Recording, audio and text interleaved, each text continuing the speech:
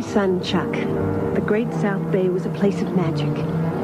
He had grown up around the water, and ever since he was a little boy, he spent much of his free time fishing and clamming. When he finally saved up enough money, he bought his own boat. He always went out by himself. I thought it seemed lonely, but Chuck loved the solitude. It was his private space to dream and to plan for the future. A future that would soon include going off to college and leaving home for the first time. As a mother, I told myself he would be in good hands. The good hands of a respected university. What was there to fear? I knew nothing about the secret world that exists on many college campuses. A world with fiercely guarded traditions that would reach out to my son and change our lives forever. My name is Eileen Stevens, and this is our story.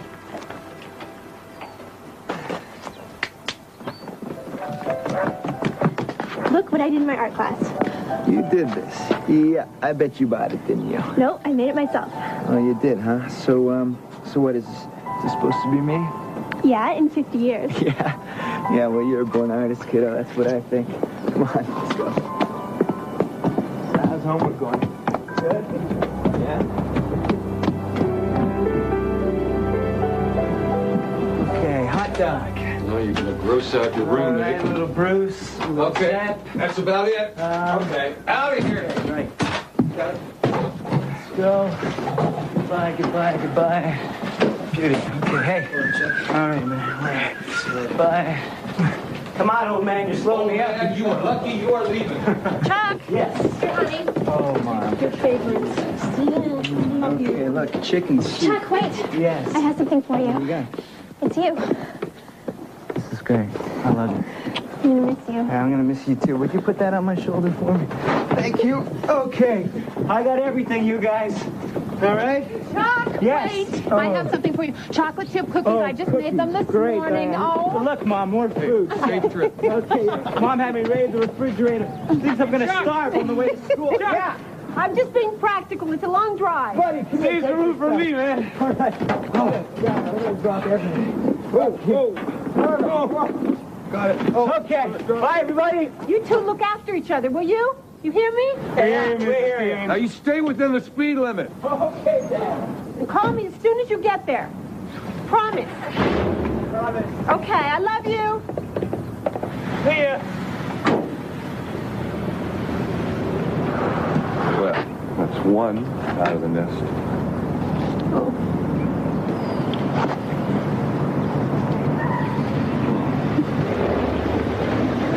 Drive safely.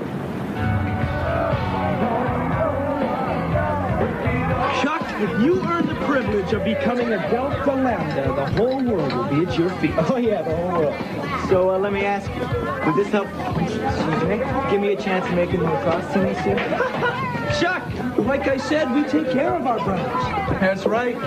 You pledge tomorrow night, and you'll have the whole frat house looking out for you. And that means the best and the brightest. And remember, we don't just take anyone. You can't beat that deal now, can you, little brother? It's not. Say yes, and you'll always be sitting with the creme de la creme. Chuck, did you know that Frank was one of the top 10 lacrosse goalies in America last year? Yeah, I knew. What you guys think? My roommate here just likes you guys for your winning personalities? Yeah! I mean, hell!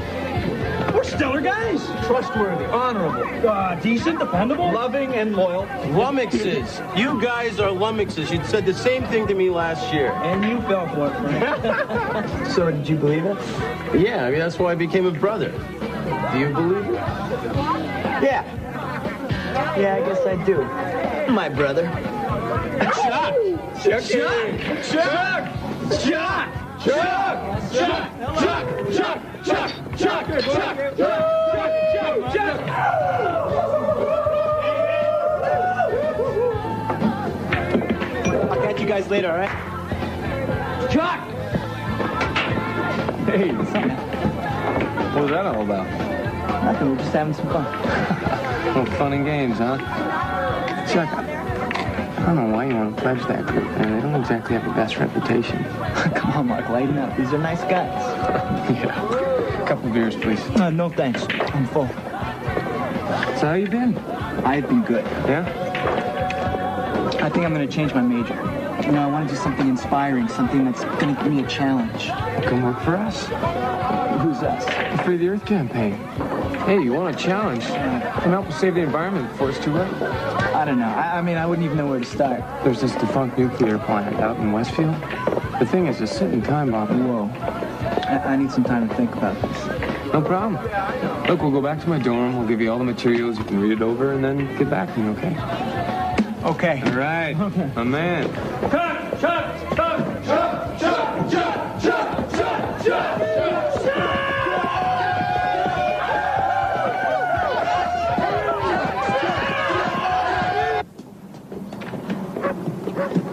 Thought you said you'd be back in 20 minutes. We needed a lot of groceries.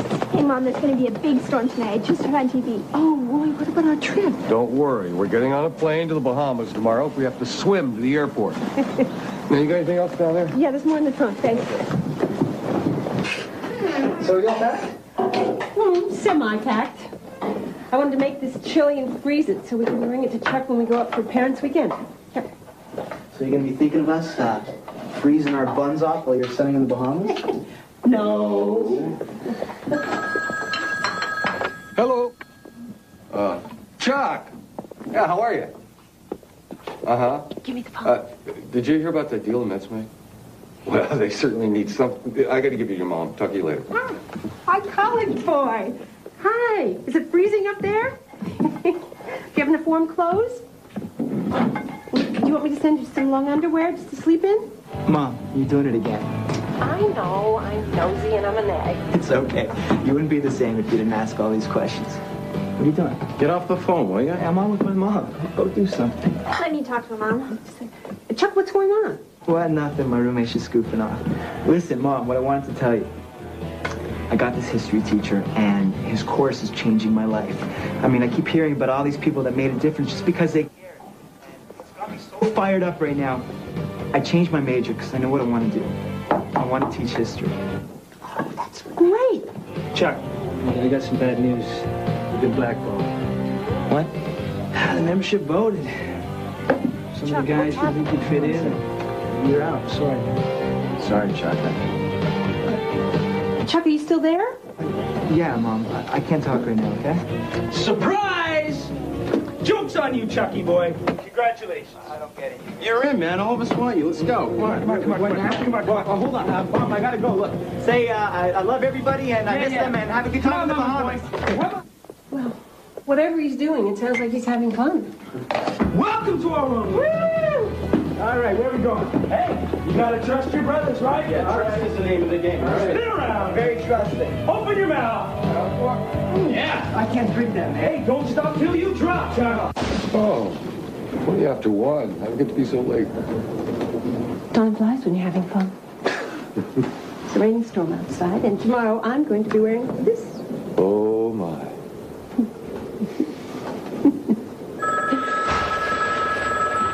Who's calling this late? Hello.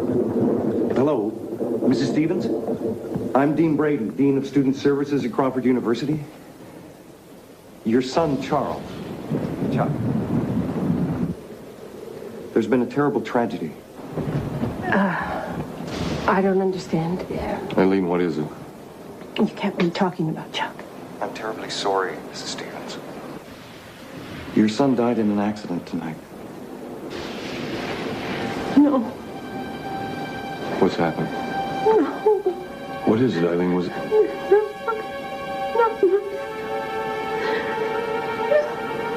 there an accident?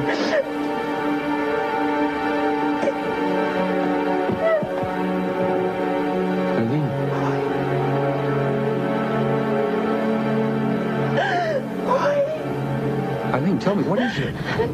Chuck is dead. Dead? He said Chuck is dead. Oh, no. Tell me he's not dead. No. My son, no. Eileen, all the flights have been canceled. I don't care about the airplane. I think we're on the first flight out tomorrow. I'm going to fly right now. Eileen!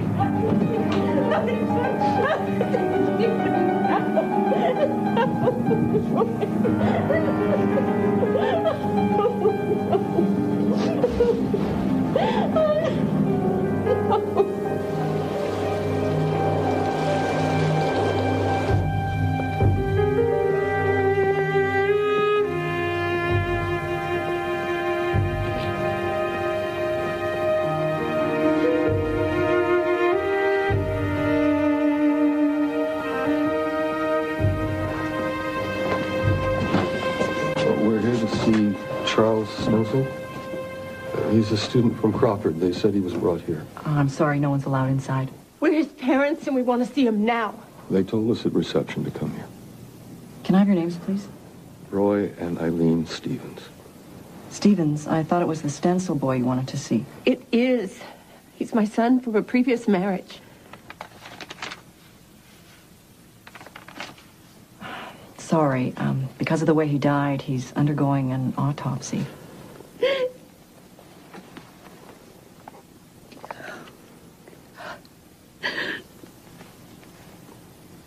We'll wait. It would be better if you came back. Better? Why better? Will my son be alive then? I'm sorry, I'm just trying to say that it'll be several hours before anyone can speak with you. We'll wait.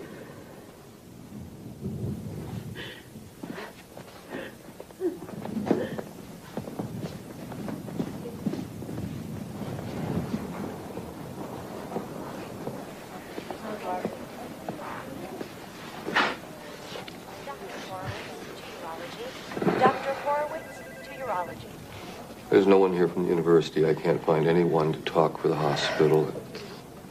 I don't understand. I can't stand it, Roy. I mean, did anyone even think of calling a priest? Mr. Stevens? Mrs. Stevens, hi. I'm Dr. Parmel. I assisted the coroner in Chuck's autopsy. What happened, Doctor? Nobody will tell us anything. Look, I'm a parent, too. There are no words that'll make this any easier. Please, just tell us.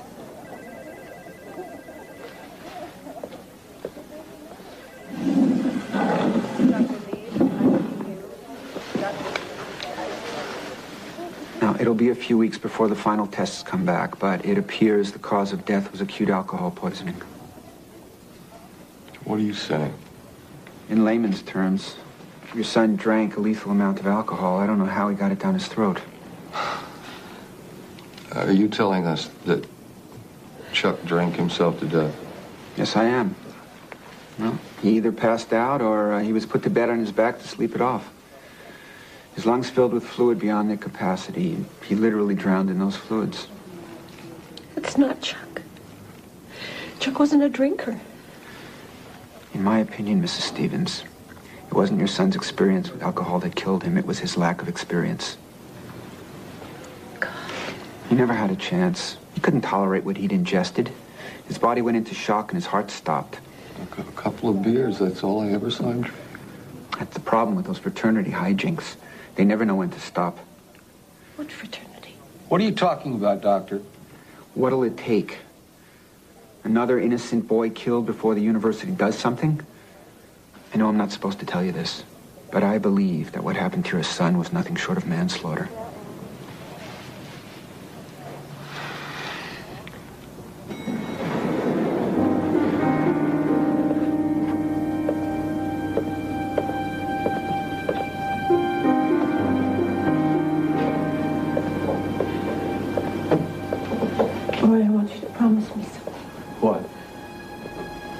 Promise me that on your life, even if I faint, that we won't leave until we see Chuck. Eileen. Promise me. I promise.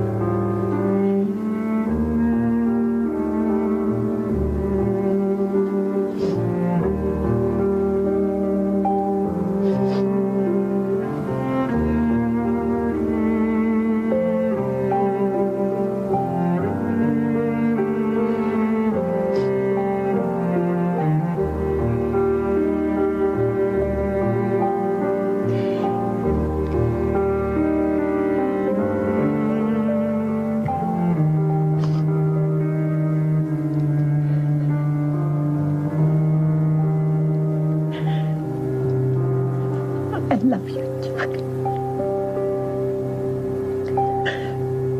love you.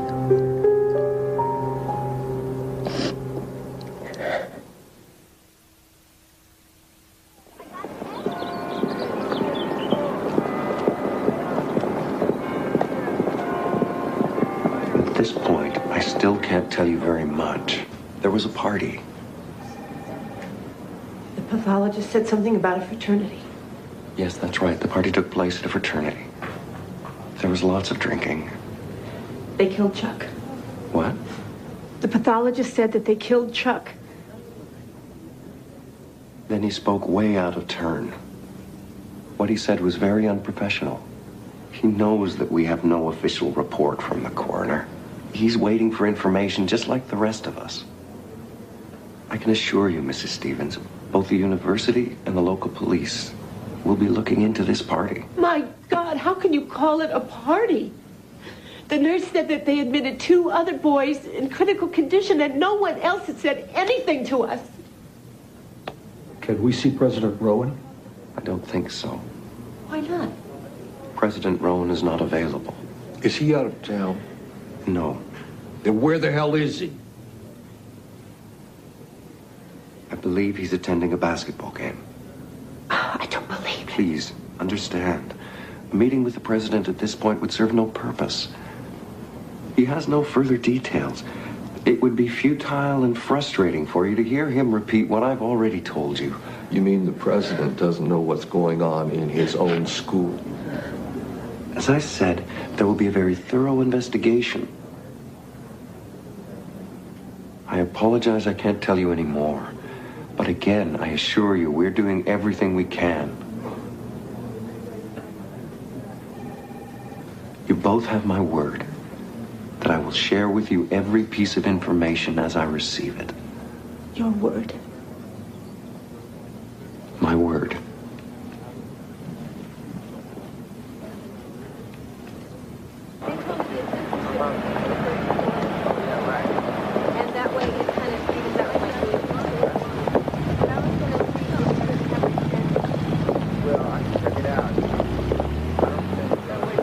Mrs. Stevens! It's Mark. Mr. Stevens. Thank God I finally found you. It's good to see you, Mark. Mark, how could this happen? I don't know. It doesn't make any damn sense. That's how we feel too. If there's anything I can do, if I can pick up some of Chuck's things or get his truck. That would be good. If you could drive his truck back, that would be that'd be a help. Yes. Sure.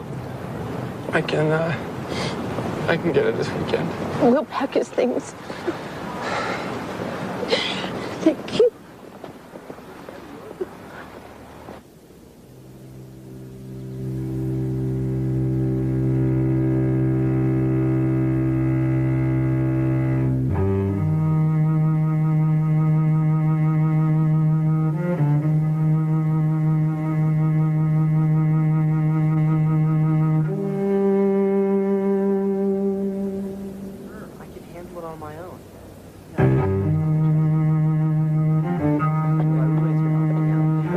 Where's Charles Stencil's room? Yeah, straight ahead.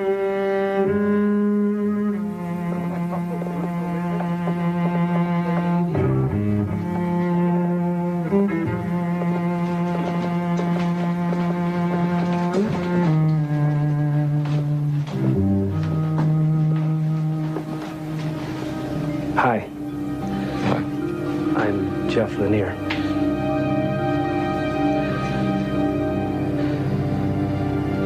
Which bed is Chuck's? This is the neat one.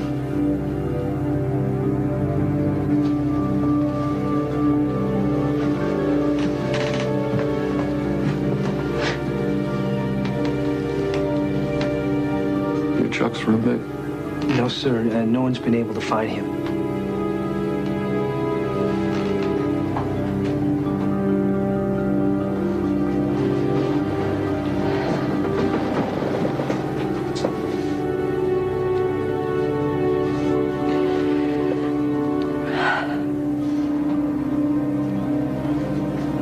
Sister Suzanne made this for Chuck. Yeah, Chuck was crazy about Suzanne. He talked about her all the time. Excuse me.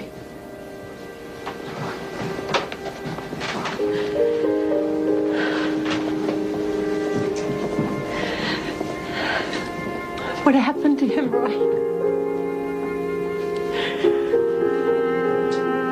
Why did he drink so much? What was he trying to prove? I wish to God I knew.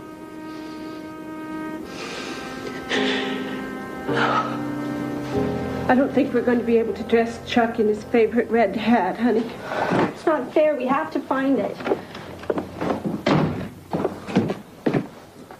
Susie, would you go upstairs? I want to talk to your mother. Okay.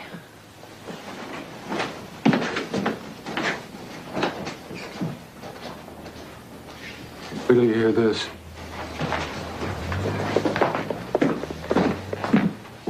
Roy, what's the matter? My brother called from the precinct. Rumors are flying all over the place. What rumors? Well, he and a couple of the other officers have been making calls.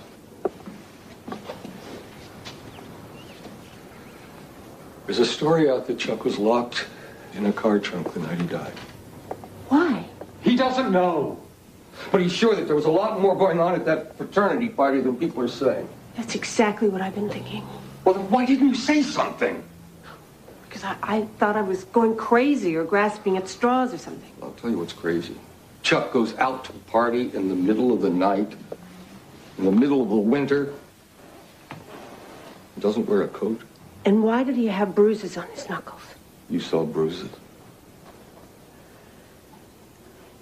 In the hospital, when I took his hand to say goodbye, I keep asking myself, what were those bruises from? Oh, God, Roy. What? That story of your brother's. What if it's true? And Chuck was in the trunk of that car banging to get out. Damn it! At a time like this, the question that seemingly cannot be answered is why?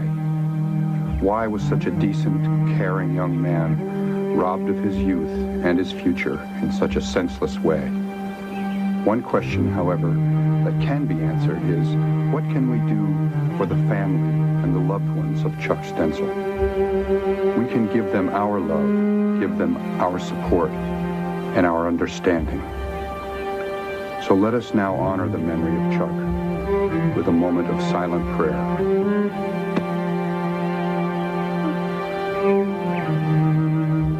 Look at this.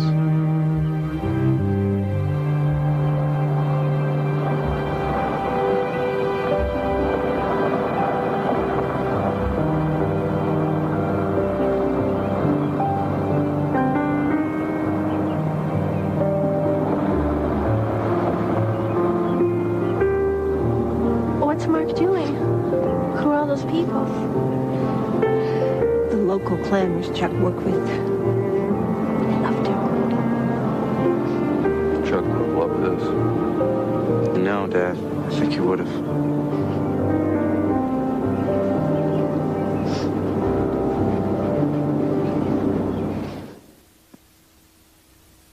This is from Mr. Grady. The thing I remember most about Chuck was that he knew I had a bad back, and so whenever we had a big snow, he'd come over and shovel my sidewalk. I always tried to pay him. He always said no. He's one hell of a kid.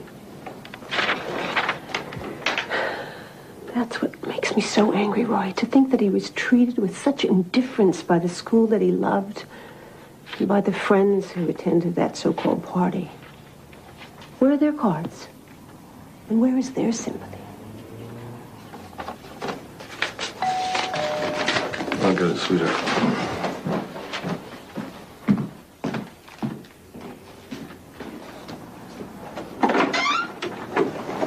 Can I help you? It's really hard for me to face you right now. I couldn't do it before. I was too upset. and I didn't know what to say to you. I hope you'll forgive me for not coming to the funeral. I couldn't handle it. I want you to know that my heart and thoughts are with you, and if there's anything at all I can do for you... Frank, please just tell us what happened to Chuck. I'd be breaking my vow of silence to tell you that. My oath of secrecy. Frank, I am begging you.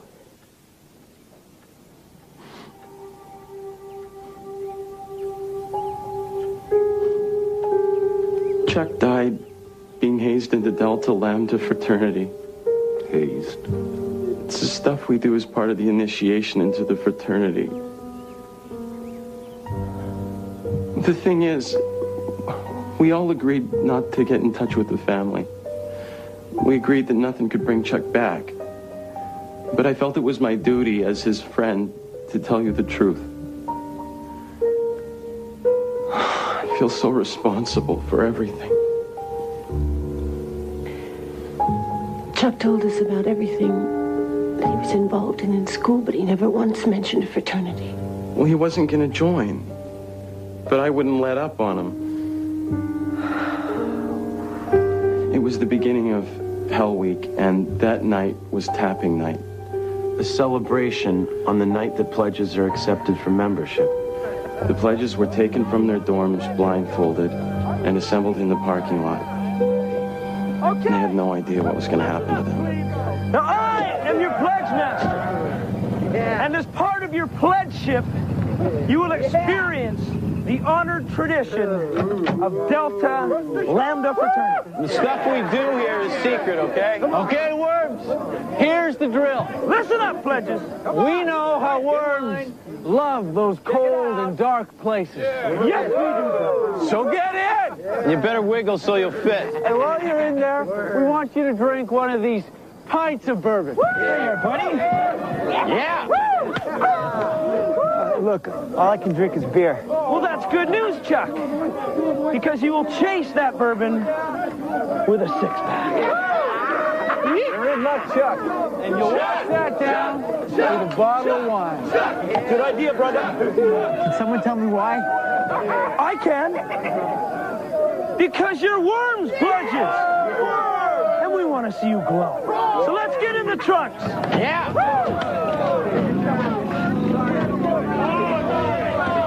Watch your heads. Yeah. The cars drove around for maybe a half hour with the three pledges locked in the trunks. And when they got back to the fraternity house, the trunks were finally open. Hey, Worm! It looks like Chuck's the winner. Come on, let's get out of here. Come on, let's go. Buddy. Come on. Come on. How come he's not getting up? Hey, Chucko, you're not playing the game right. Man. We gave you that mixer so you'd lose it. That's the joke, get it? Come on, Chuck. You gotta get up and go to the head of the class. Hey, give me a hand. He's really passed out. My word of honor. No harm was ever intended. We'd all been through it and nothing had ever gone wrong before. Frank, give me a hand, would you? Come on! I thought a shower would wake them up. They're passed out all over the place. Best we can do is let them sleep it out. Hey, boys. I was Chuck's sponsor, and I was supposed to be checking on him every 15 minutes. But I went downstairs to the bar room and continued to party.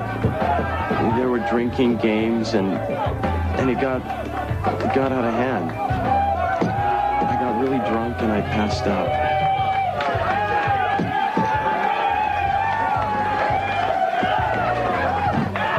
Later that night, I woke up when I heard panic and shouting. Everything was confusion. No one dies from just drinking. Uh-huh. Maybe he was on drugs and it was a combination to kill. Look, officer, we have some harmless fun and we pull some silly stunts, but it's been going on around here since my father was a member. Hey, Sarge! What the hell's happening? What's going on? These two pledges stopped breathing. Are they dead? No. Chuck Stenzel is. What are you talking about? Chuck's upstairs. He stopped breathing and he turned blue. Why the hell were you upstairs checking on him like I told you? Why the hell weren't you? Son of a bitch. This is your fault, too. You're as guilty as I am, and don't you forget it. How could this have happened? I don't know. It was just hazy. It was no big deal until now.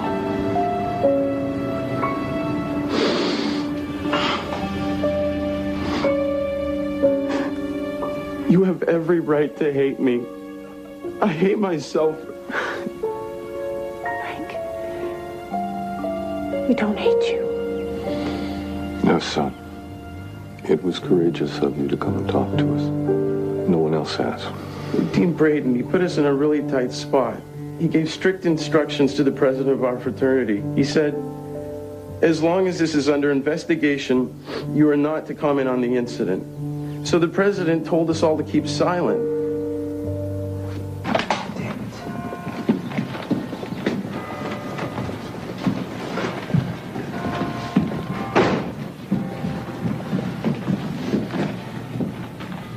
Sit down, Frank.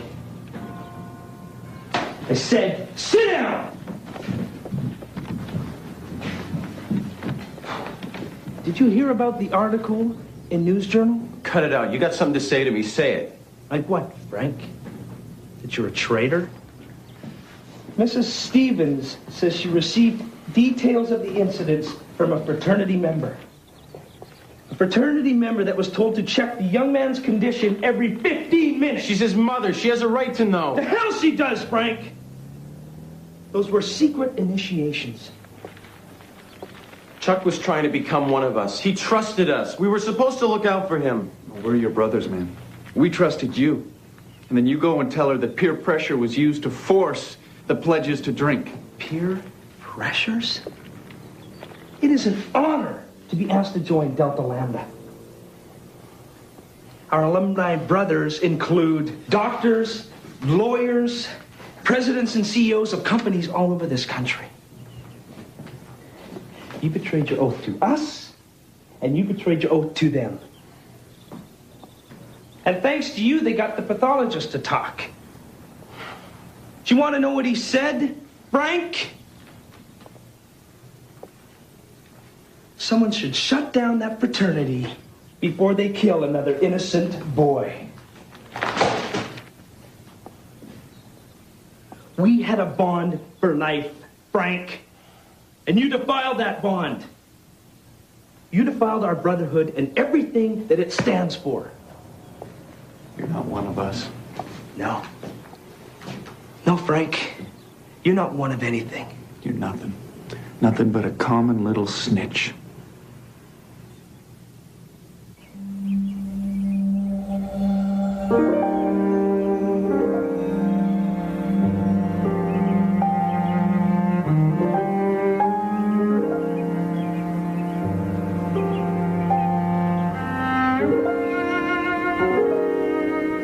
Remember when Chuck stayed home for the fall semester to pay for his tuition? I do. Remember how I nagged him about how important education was? I think nag's a little strong. I said, get back. Don't postpone college any longer or you'll regret it. God help me, Roy. Did I send him back to die? No, Eileen, you didn't. There's nothing either of us could have done to prevent this.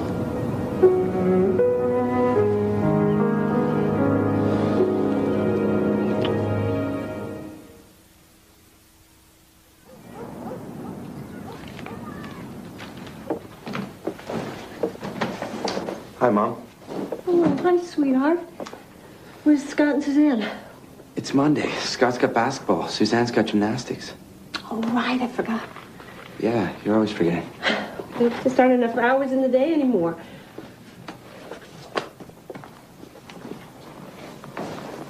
What are you doing? I'm keeping a record. Hazing, pledge, Hell Week, Taffy Night. Big Brother? What's this for? Research. Research. That too? Documentation. Listen to this.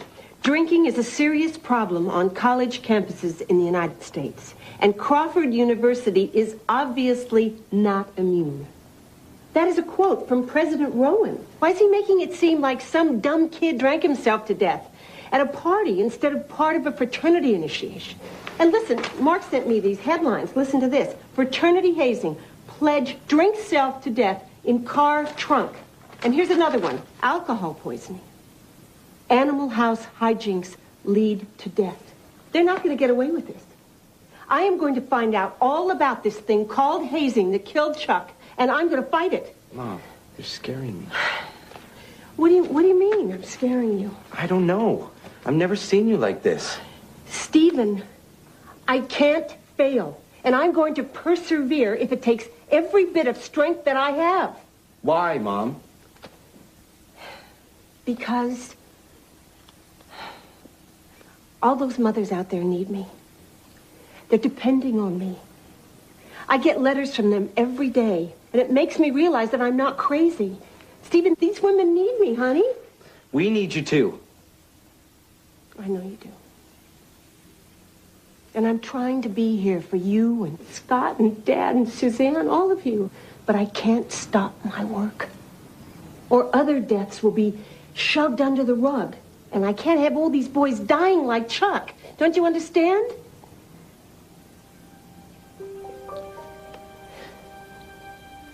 Please, I just want to ask you some questions about the night Chuck died. Look, Mrs. Stevens, I've told you everything that I know, all right?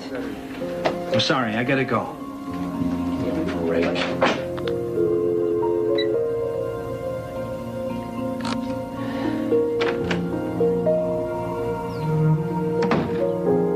Eileen! Did you hear? Dean Braden's withdrawn recognition from Delta Lambda. For how long? Well, he didn't say.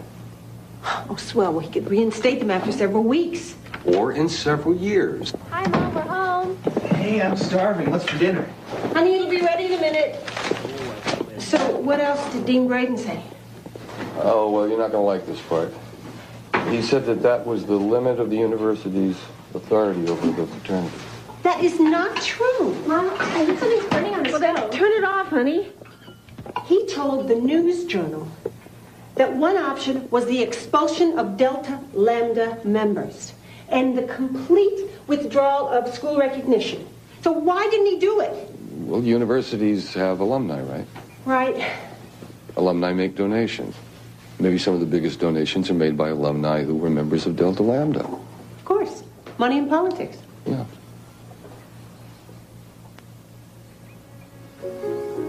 Eileen. What?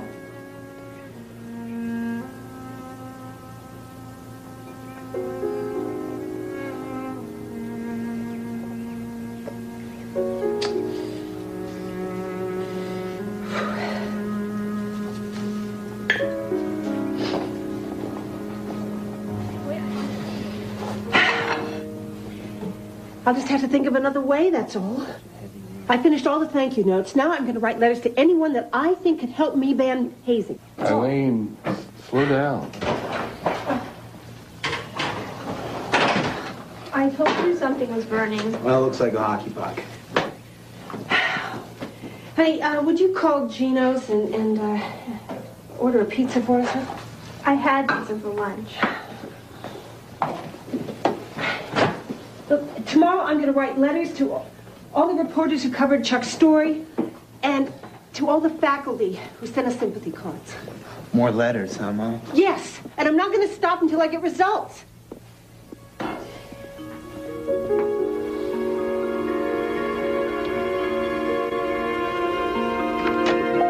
Eileen! Can you give me a hand? I'm coming, honey.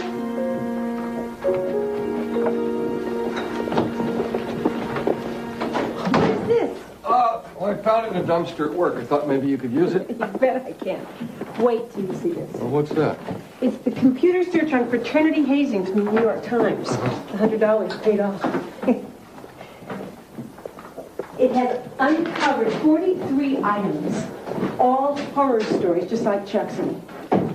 Listen to this. Robert Brazil, heart attack, University of Pennsylvania. Thomas Fitzgerald, stabbed to death during war games, St. John's University. William Flowers, buried alive, Monmouth College. Mitch Fishkin jumped from a moving car, Lehigh University. Roy, this supports all of the letters that I've been getting from students and their parents telling me about their hazing experiences. Should give you the ammunition you need, right? You bet.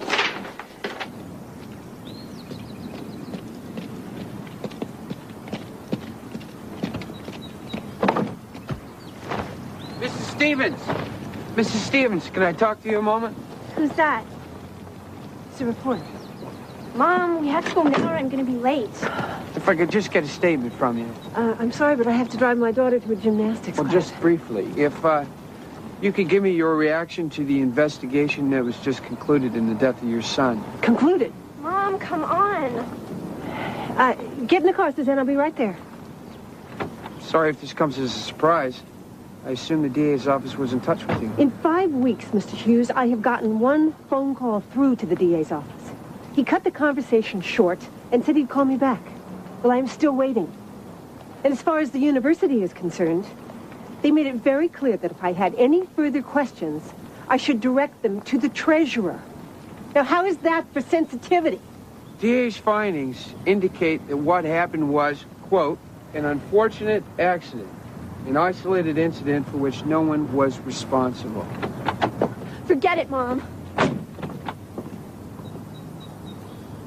What? He says, Mrs. Stevens, I found no evidence of criminal activity or wrongdoing. And he ends with, no further action is contemplated. Would you like to comment? I'll get there on my own, just like I always do.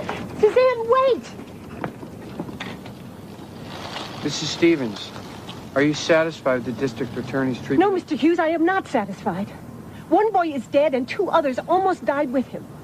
The intention of those involved makes no difference. This was a premeditated, planned, traditional activity that took place in the name of brotherhood. The death of my son was no accident, Mr. Hughes. I am just a housewife. But I am no longer ignorant and naive. And you can tell your readers that I am never going to stop until there is a law making these senseless hazings a crime. Thank you very much, Mrs. Stevens.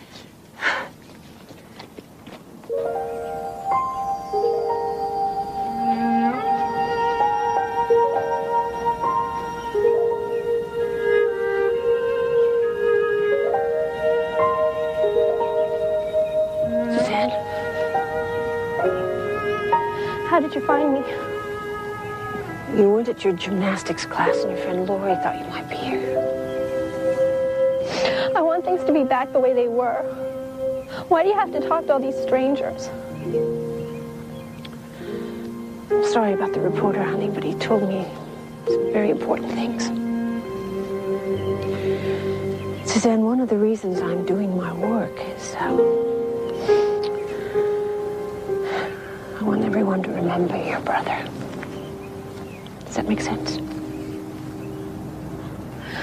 Mom, you know why I come here so much? I'm afraid if I don't, I'll forget Chuck. Don't forget Chuck. But what if I do, Mom?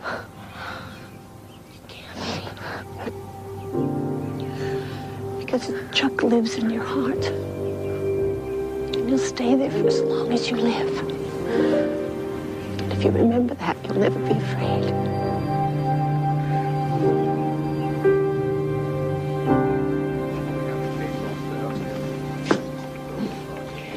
Did you tell them that you're my lawyer?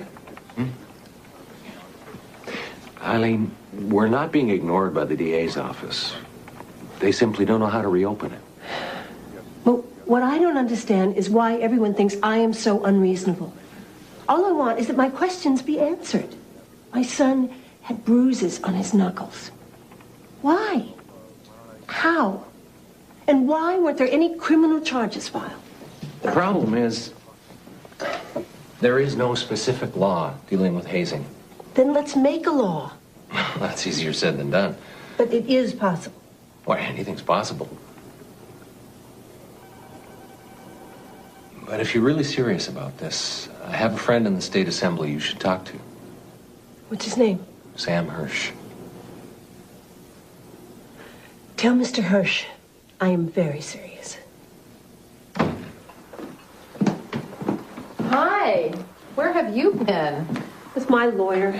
The DA's office is still giving us the runaround. Eat. No time.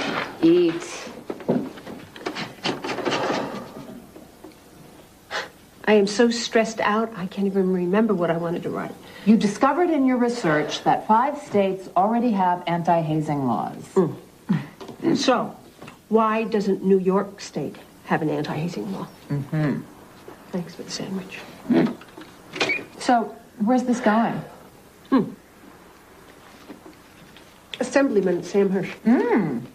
Good move. He's a reformer. He gets things done. I know. I did my homework. I just hope I don't get tongue-tied when I make my case. Who's paying for all this? Chuck's tuition refund, but it's almost run out. Maybe you should sell some things. The garage is almost bare. Not exactly. Look, let's not get into that, okay? Eileen, who uses the clam boat? And Chuck's pickup is always breaking down. Roy drives the truck, and Scott uses the boat. Are you sure they want to? Or are they just trying to make you feel good?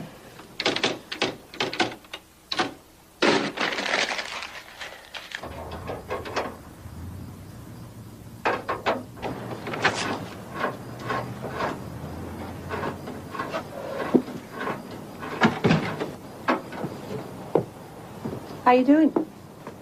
Not so good. Roy, do you think it's wrong for me to want to keep the pickup and the clam boat? Well, they both require a lot of maintenance. They're old, they break down all the time. But I suppose that's no big deal if you love working on them. But you don't. I'm not Chuck. Neither is Scott. Now, he's never going to love clamming the way that Chuck did. He works on that old boat, and he gets frustrated, and then he feels guilty. He told you that? Well, why didn't he tell me? Probably for the same reason that I don't tell you what an oil-dripping nuisance this old pickup is. It's a tough call, I think. He is so concerned about your feelings that he doesn't pay much attention to his own. I'm afraid that's happening to me, too. Roy, I don't want you to protect me. If I have hurt you or the children, I want to know about it.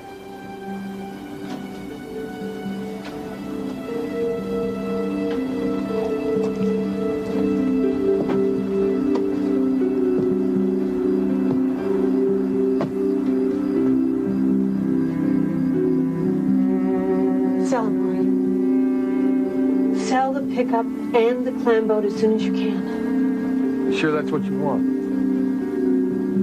But not to anyone local.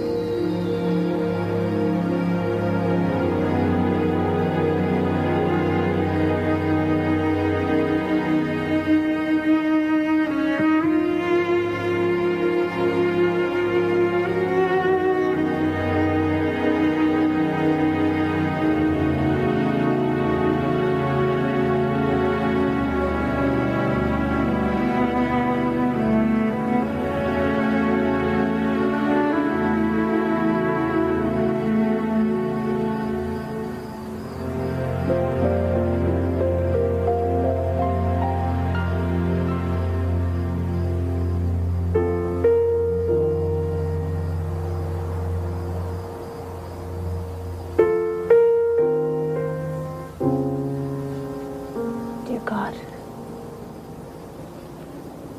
grant me a miracle.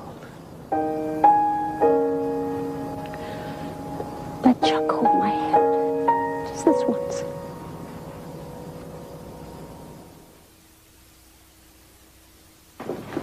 We filed a civil suit against the university and the fraternity and its officers. It's not about money. We're doing this because it's the only way that we can get any answers.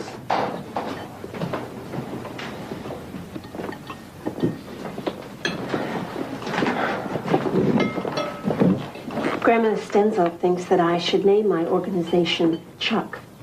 C-H-U-C-K. What do you think? What do the letters stand for? That's exactly what I asked her. She said it would come to me. It hasn't. Have you decided on the goal? To document death and injuries related to hazing, enact an anti-hazing legislation. Just give it a rest, Mom. I mean, come on, this is supposed to be your birthday. Hey.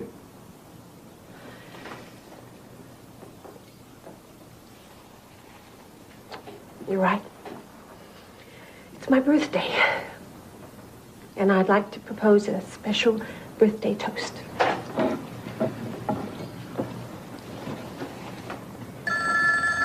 Hold that thought. I'll go get it.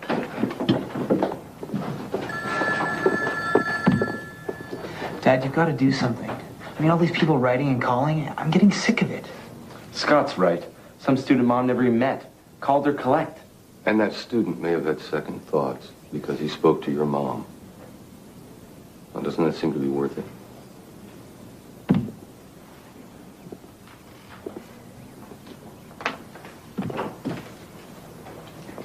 What's wrong?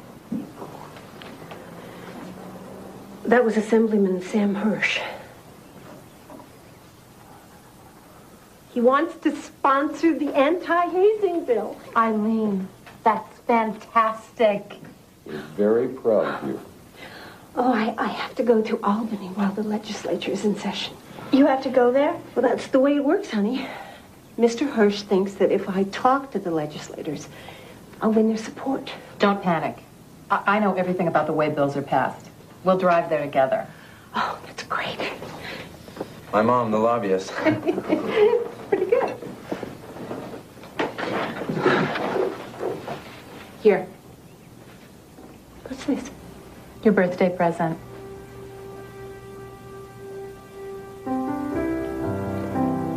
Chuck. Committee to halt useless college killings. Thank you, Diane.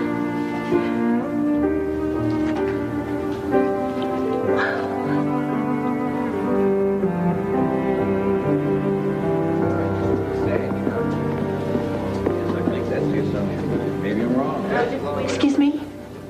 Excuse me, I only want 5 minutes of Senator Wilson's time. Oh, I'm sorry. The senator has appointments all day. Well, is it possible to schedule one for me? My name is Eileen Stevens. Oh, I wish I could, Mrs. Stevens. It's just that first you need to leave your material, and then if the senator is interested, he'll contact you. I left a packet of our information last week. Oh, I'm very sorry. Maybe I could find it and place it at the top of the pile. Stevens.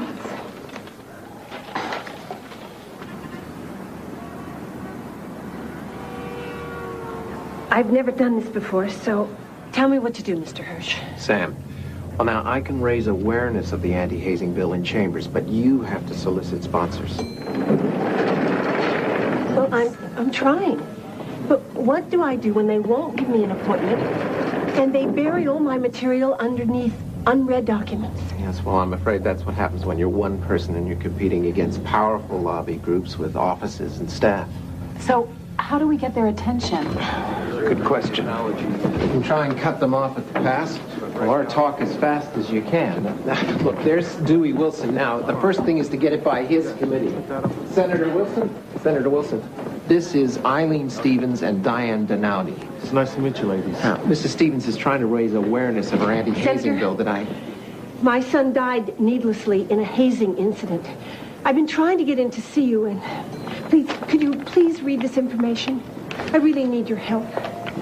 We need to hold school officials and national fraternity executives accountable. These hazing incidents are shrouded by secrecy, and without legislation, Senator, we have to go. I'm sorry, Mrs. Stevens. I'm late for an important vote. Senator, can we at least set up a meeting? I mean, Mrs. Stevens has an awful lot of data. Just call my office. Did I come on too strong? Well, you did get his attention. That's always the first step into getting anything done around here. I hope you're right about that. Yes, well, I'll think about it. I have your number. Thank you for calling. Bye-bye. Who was that? People magazine. They want to do a story on me. Is that good? Well, it's good in the sense that we can get our message out to millions of people. But they want to take a photograph by Chuck's grave. Well, what's wrong with that? Well, nothing. It's just that Chuck's gravesite is a very private place for all of us. And what if people think that I'm using Chuck's death for publicity? No one's going to think that. You do what you think's right. Follow your instincts. Thanks. Well, the photographer was very moved by Chuck's story and thought a photo would help. Well, I don't think I mind. Yeah, I mean, it doesn't bother me. Well, I mind. I want you to keep doing your work, Mom. You know that. But I gotta be honest with you, okay? When I go back to school next week, that's it. I don't want to be part of this anymore. Okay? I'm sorry. Okay? Eileen? Eileen, look after the Deacon.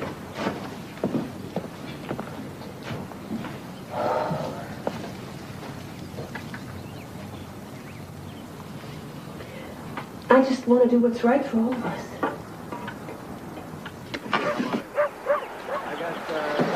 They're here. Oh, how do I look? Great, Mom. I'm so nervous, my hands are shaking. Don't worry, you'll do great. Mrs. Stevens, why do you think that young men are capable of setting themselves up for this kind of dangerous hazing? I think these students are unsuspecting. They think it'll be over in the morning. How bad can it be? They don't expect to lose their lives. I know you're not a philosopher, but why do you think this happens? Well, I think these pledges are very susceptible to peer pressure. And for many of them, it's the first time they're away from home, and they want to belong. And the idea of being part of a brotherhood is very attractive. And this hazing problem isn't as isolated as people might think? Well, just last year, a young man lost his life. 6 pledges were blindfolded, and they walked across the street, and they were hit by a car. One was killed, and the others all broke their legs. They were holding hands, and they were chanting, "Trust your brother. Trust your brother." The blindfold signifies blind trust. My son Chuck had blind trust when he put himself in the hands of his fraternity brothers. The same blind trust that I had when I sent him off to college, where I thought he'd be safe. She's doing great. A year ago, who would have thought that I'd be guest speaker at a university? Yeah, I know. Roy, isn't St. Christopher's just a short drive from Crawford University? Yeah, it's about 20 minutes. Well, that means that members of Delta Lambda could come over. Oh, yeah, they could, but then you get a chance to talk to them. Isn't that what you've always wanted? Yeah, not like this, not in public where I can make a fool of myself. Eileen, millions of people just watched you on that TV show. That's right. And some of the mail I have received from students has been pretty ugly. Well, it can't be as tough as those guys in Albany were, and you handled them without blinking an eye. Well, I know, but they're just college kids, and they're probably attending my lecture because it's mandatory. I don't want to be one of those people who tells them what to do. But how am I going to get them to listen to me? It's Chuck's confirmation ring. For luck.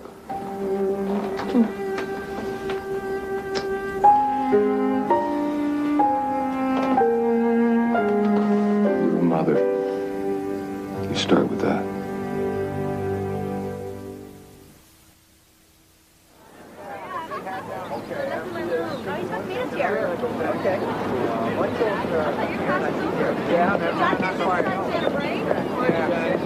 So it is with great pleasure that I introduce to you tonight Mrs. Eileen Stevens.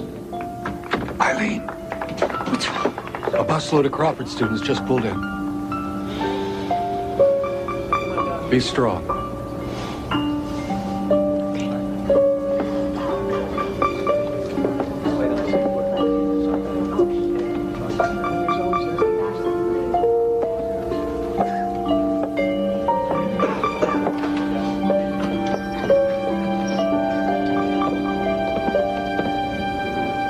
I'm speaking to you as a mother who saw her son compromise his dignity, be less than he should be by simply not thinking.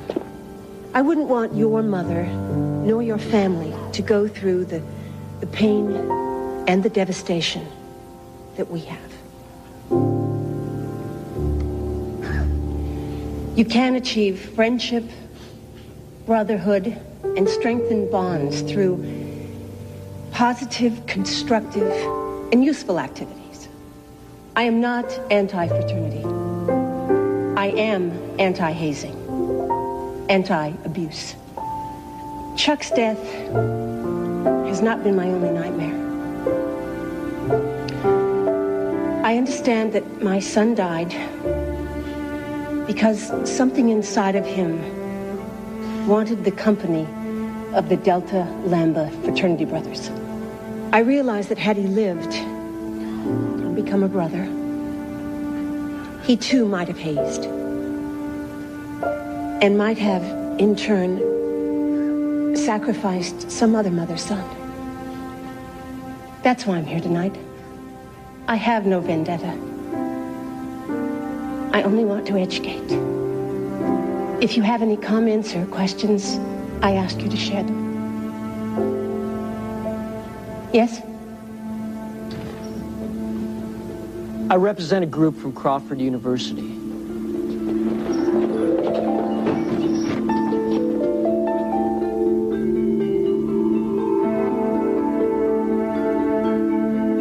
We're here to support what you're doing. You're right. Chuck shouldn't have died.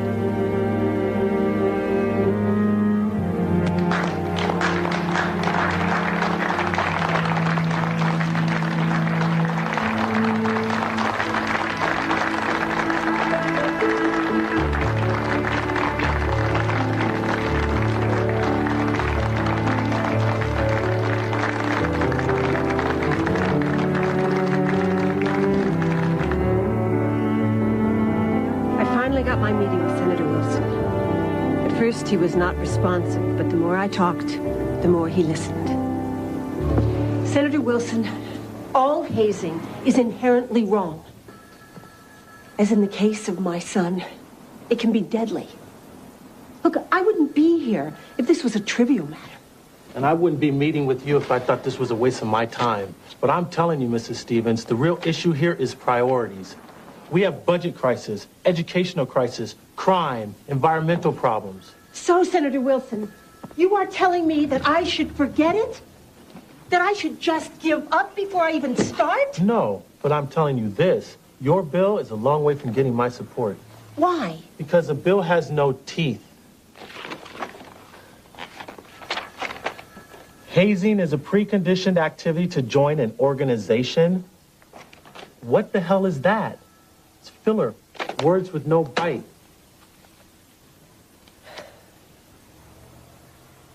Thank you very much for your candor, Senator Wilson. Now, can you help me fix it? I don't know, Mrs. Stevens. I honestly can't say. I'm sorry to keep you waiting, Eileen. It's okay, Sam. A friend of Chuck's who attends the university sent me this. So, the president of Crawford University is resigning. Well, that's quite a victory. But keep reading. He isn't resigning, you see. He's accepted the presidency of a nearby college that is bigger and more prestigious. Okay, so you couldn't generate enough heat to get him out, but that's okay, Eileen. You're winning over votes. And that means that sooner or later we're going to have an anti-hazing bill in place. Then he's going to have to watch his step. Concentrate on the little victories. That's what always gets me through the day. Well, I'm sure not winning anything at the DA's office. What's this? Oh, a little Christmas present? I wrote to the governor on your behalf. It seems that Crawford University is the area's largest employer. It's contributed more than $20 million to a 30-mile area surrounding the university. Eileen, I want assurance from the governor that the DA's refusal to charge Delta Lambda fraternity with at least a violation is devoid of political motivation.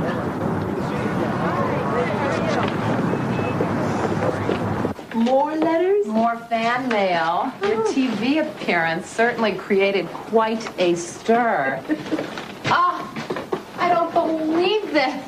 This has got to make close to 4,000 letters. What on earth are you going to do with them all? Answer them. Oh, Eileen, you are already Chuck's chief executive officer, secretary, and PR person. You have to get some help. You need members, chapters, delegate some responsibility. I can't. Most mothers want to abolish fraternities and sororities. I just want to work within the system to change their attitude. Okay, well then you have to start asking for a speaking fee. You know, these places should be paying your expenses too. I mean, why do you have to keep funding the organization yourself? It just doesn't feel right to ask for money. I'm starting to feel like a yo-yo bouncing back and forth between here and home. Eileen, I know exactly how you feel. You know, when I first came to Albany, it put an enormous strain on my family. I mean, one day I felt like I was really achieving something, and the next day everything would fall apart. Well, we finally got a response from the district attorney. You don't sound very happy.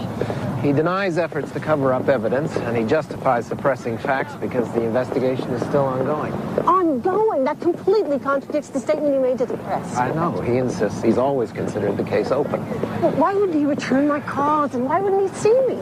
He says that he didn't intentionally not return your calls. Eileen, he believes he's acting responsibly in the investigation, and that his motives and plans must remain confidential. So, that's it? That's his final word? No. He also says there's no reason for anyone, you, me, the press, or the governor, to conclude that he's not doing his duty. Well, how does he explain the pathologist statement about Chuck being killed? Well, according to him, he says it was spoken informally, without legal foundation or a full grasp of the facts. The truth, Sam. Where does that leave me? I'm afraid it leaves you back at square one.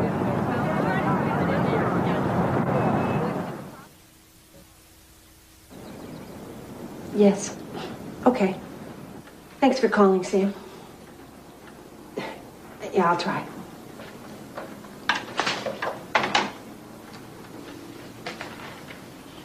Something wrong? That was Sam Hirsch. Governor Carey vetoed the bill. Why? He said the conduct described was already covered in existing laws. What are you going to do now? Go back up to Albany and start all over again if I have to. The fraternities are about to gear up for Hell Week. And if we can revise the bill and Little did I know that at that very moment another tragedy was beginning to unfold in upstate New York.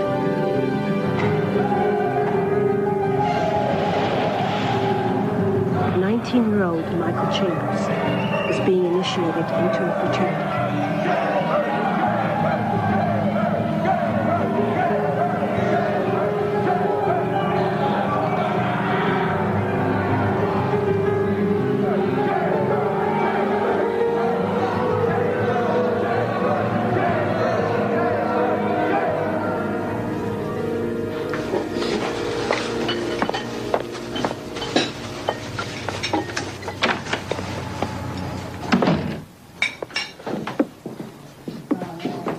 Where's Mom? Her plane was delayed. There's engine trouble in Atlanta. I hate it when she flies. Me too. Why can't you just stay home like every other mom? She'll be home in a couple of hours. Can I get you some dinner, Roy? Oh, would you please? Thanks. Wish I was away at college.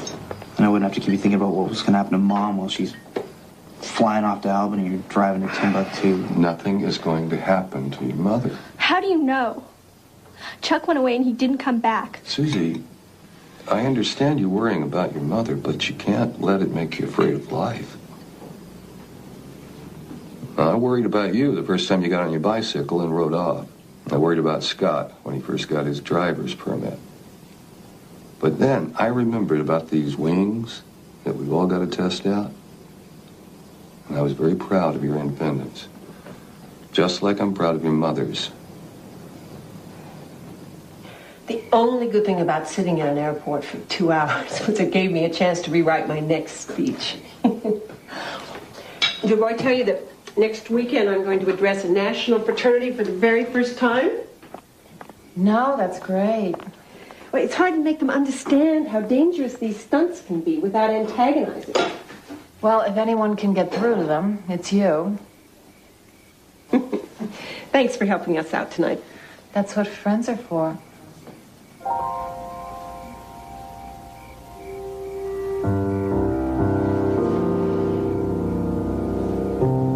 What? Eileen, you should start thinking about getting things back to normal. Normal? I think you need to spend more time with Roy and the kids. I'm giving them as much time as I possibly can, Diane. What about you? Me? I'm doing what I have to do. I have made a commitment. Eileen, your work is all you talk about.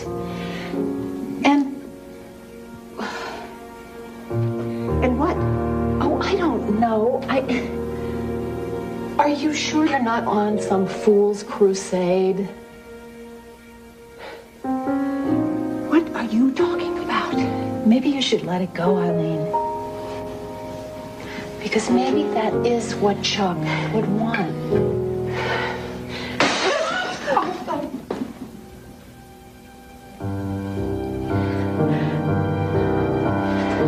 I'm so sorry.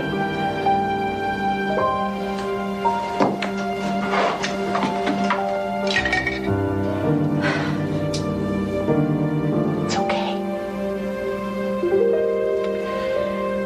But I think that Chuck would be proud of the work I'm doing. Because he wouldn't want it to happen to anybody else.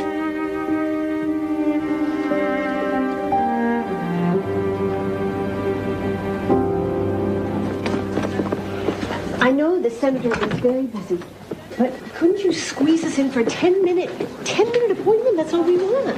I'm sorry, I just can't. Can I ask you something? Do you have any children? 4, all girls. Then don't you understand why this is important?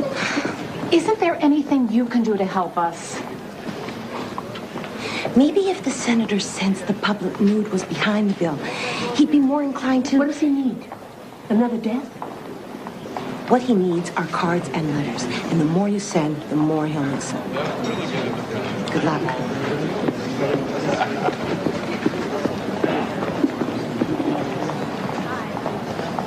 Okay. I know that look. I had a great idea. All those letters we got from the television appearance. Right. Everyone wanted to know what they could do to help. So why don't we ask them to send letters to the senator to urge him to support the bill? That's a great idea. We'll buy hundreds of postcards. We'll stamp them. We'll address them. Whoa, hold on a second. Well, how else are we going to get them to send them in? Huh?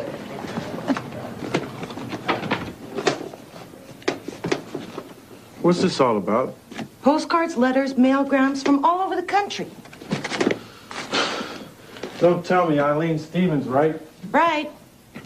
I couldn't believe it, Sam. For the first time, I really feel we're making progress. Good for you, Eileen. You don't sound very excited. Well, I have to warn you. The word is the governor is going to veto the bill every time it crosses his desk.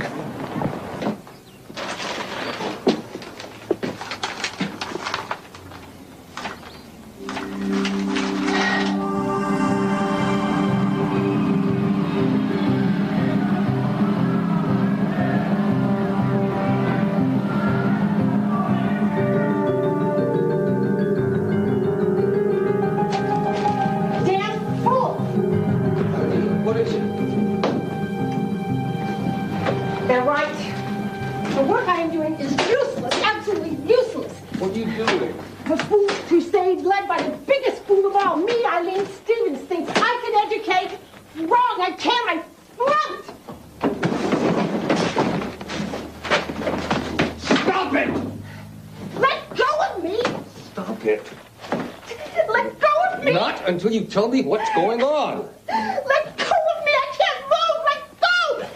Let go! Look at this! I swear, damn it, they weren't listening and another student is dead. Look at this. Oh, his name is Michael Chambers. He's 18 years old from Leland University and he's dead. What happened? The usual stupidity. They woke the pledges up in the middle of the night. And they put them through hours of brutal calisthenics. Push-ups, sit-ups, and running. And then they dressed them in warm clothing and they put them in a steam room. His body temperature rose to 108 degrees. And he collapsed, and within an hour, he was dead. I am so mad at myself. No, it's not your fault. Don't you let me off the hook. Too many people are being let off the hook. Eileen, this is crazy. Why are you so hard on yourself? You, of all people, you're the only one that's making a difference. Then why can't I make it stop, Roy? I have tried everything I know. I have talked till I'm blue in the face and the governor won't even hear me. I don't know what else to do anymore.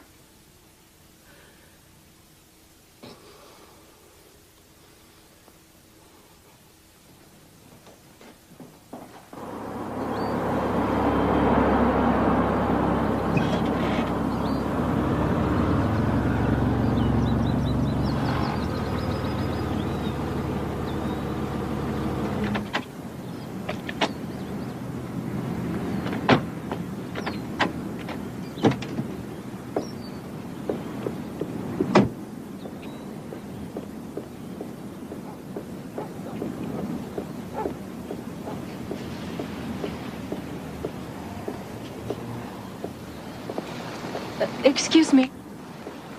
Yes? Are you Eileen Stevens? Yes, I am.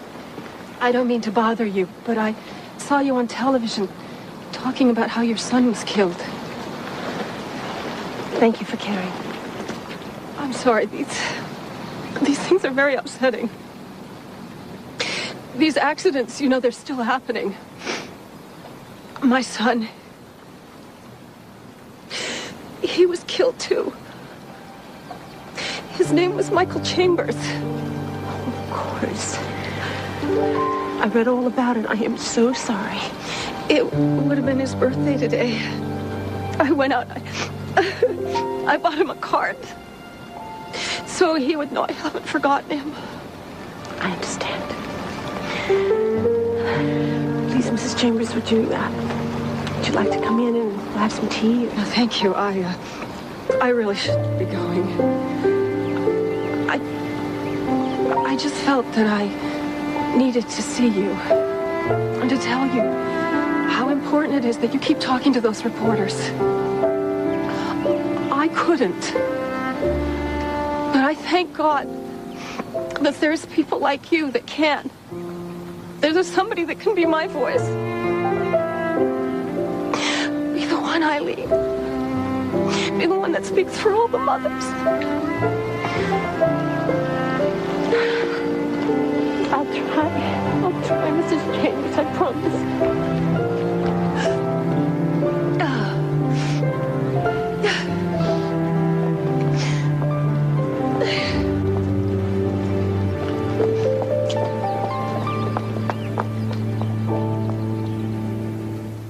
I can't tell you how many times I have been told that hazing on college campuses is a non-issue. It's a trivial matter compared to all the other problems that we have in our society. But for myself and the mother of Michael Chambers, a young man who was recently killed in another hazing incident, this truly is a life and death situation. The grand jury investigating Michael Chambers' death failed to recommend that charges be brought against the offending fraternity. However, in an unusual move, the grand jury recommended that New York pass criminal legislation. Michael Chambers did not go off to war. He went off to a placid campus in a very safe upstate community. This grand jury is convinced that he was, in a real sense, murdered. He was murdered by collective stupidity and collective irresponsibility. Perhaps if this bill had not been vetoed by the governor, someone could be held accountable for this student's death. But his veto signaled fraternities to go ahead and continue their dangerous and potentially fatal hazing practices. We have 45 Assembly and 25 Senate sponsors. And I have received several letters of support from key figures in the fraternity world. I implore you to join us in passing this bill so we may present it to the governor yet again. Thank you, Mrs. Stevens. Thank you for showing me and my colleagues why this bill must be signed by the governor. Thank you.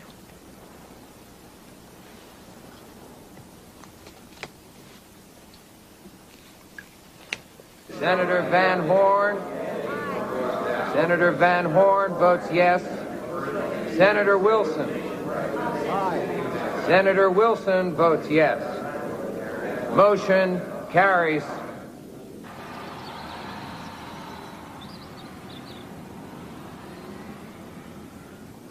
Remember, Eileen, if at any time you're too uncomfortable for this, just excuse yourself and leave. These are pre-trial depositions, and you're not required to be here.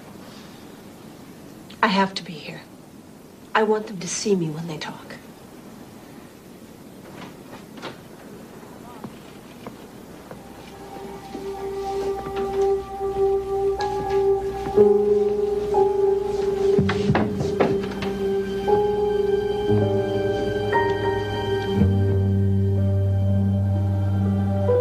As president of Delta Lambda fraternity, do you in any way approve of the various hazing activities? It was part of the tradition, handed down from year to year. But you were a very active participant that night, were you not, Mr. Lanier? I was there, if that's what you mean. And you saw Chuck Stenzel get out of the trunk? Yes, sir. Was he intoxicated? I couldn't tell. Why not? Some of the other guys were vomiting, and I was watching them. Was Chuck unconscious?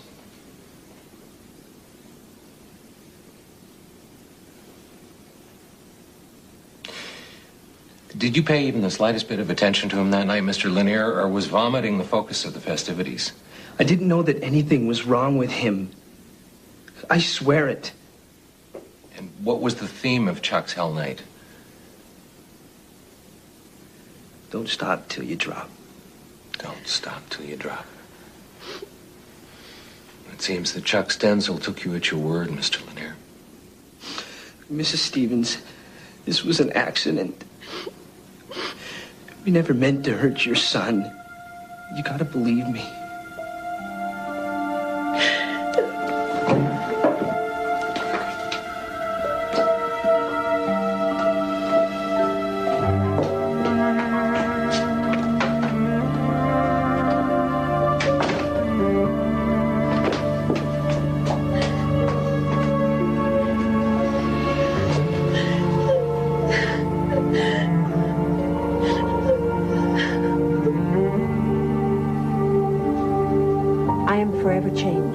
Like the young men from Delta Lambda fraternity who were there the night Chuck died. I wanted them to look me in the eye, but they couldn't. Their eyes were too full of tears to see me. And now I know that Chuck may not have been the only young man to be deprived of his dreams that fateful night. Now I know Chuck's death will haunt those young men of Delta Lambda for as long as they live. But the gentle hand of grace has moved me beyond the darkness. When I talk of Chuck, I don't talk of death. I talk of life. Life that springs from tragedy and the mistakes of others.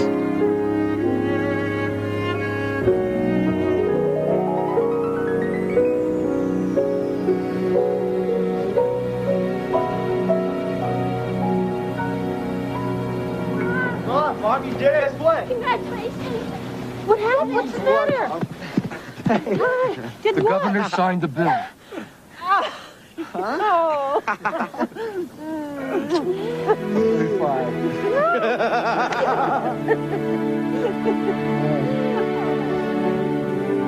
Chuck's death. This guy asked me if she was actually going to tell the same tired old story again. Of course, he didn't know who I was. What did you tell him? Yes, sir. She's going to tell the same tired old story. And 800 kids are sitting out there so interested, you can hear a pin drop. I'll buy you a cup of coffee. Good. Who would have thought that someone like me, who didn't go to college, who never spoke in public in her life, who never left home, who never went anywhere without her husband, who led a very limited existence, would have the audacity to do what I do. But I love it with all my heart. And when I see the concern in your faces, and when I feel your response, and you tell me that what I had to say made a difference, that what I had to say gave you the courage to go back and try to implement change, then each and every one of you finds a very special place in my heart. You give me the strength to do what I do. And what I want to do is slip into your foreheads and keep you thinking. I'm not an administrator or a professor.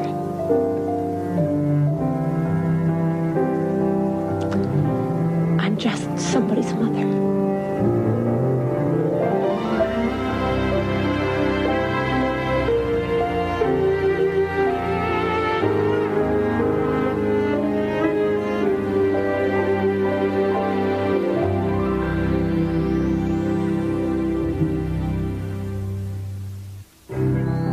Coming up next, you can't always tell the good guys from the bad. It's got real-life grittiness and characters you love in real-life situations. It's Homicide: Life on the Street, starring Daniel Baldwin, Melissa Leo, and Ned Beatty. The New York Daily News calls it the best drama on television, now on Lifetime.